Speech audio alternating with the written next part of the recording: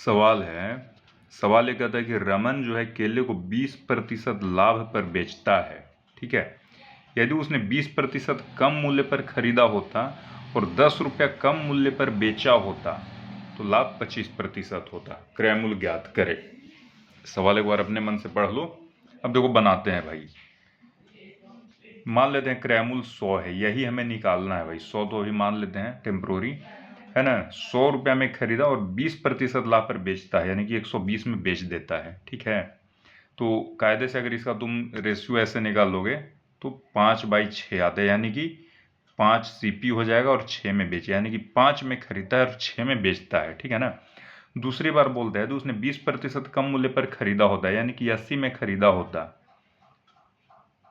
और 80 वाले पर वो लाभ कितना 25% कमाता। अभी 10 को छोड़ दो, ये 10 को अभी छोड़ दो, 25% लाभ होता, क्योंकि अभी हम यहाँ क्या निकाल रहे हैं भाई, सीपी और एसपी निकाल रहे हैं ना। तो अभी हम सीपी और एसपी पर ही ध्यान देंगे। तो 20% कम मूल्य पर खरीदता और उस पर 25% लाभ, मतलब कुल मिलाकर कमाता। तो 80 का 25% 20 होता है, तो जोड़ देंगे, यानी कि हम 100 रुपया में बेच रहे हैं भाई। 25% लाभ के साथ 100 रुपया में जोड़ेगा, यानी इस केस में क्या है कि 5 रुपया में बेचता और 4 रुपया में खरीदता।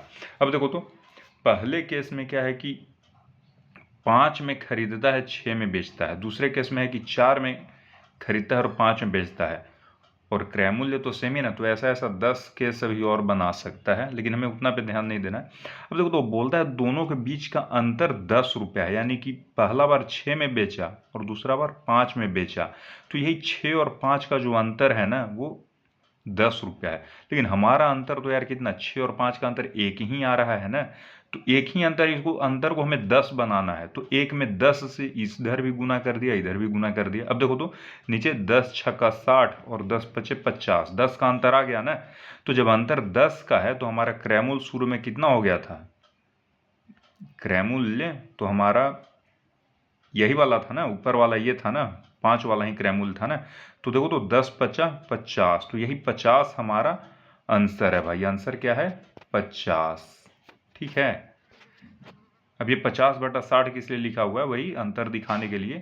50/60 अंतर बीच का 10 है ना। तो पहले 50 में खरीदा था। ठीक है।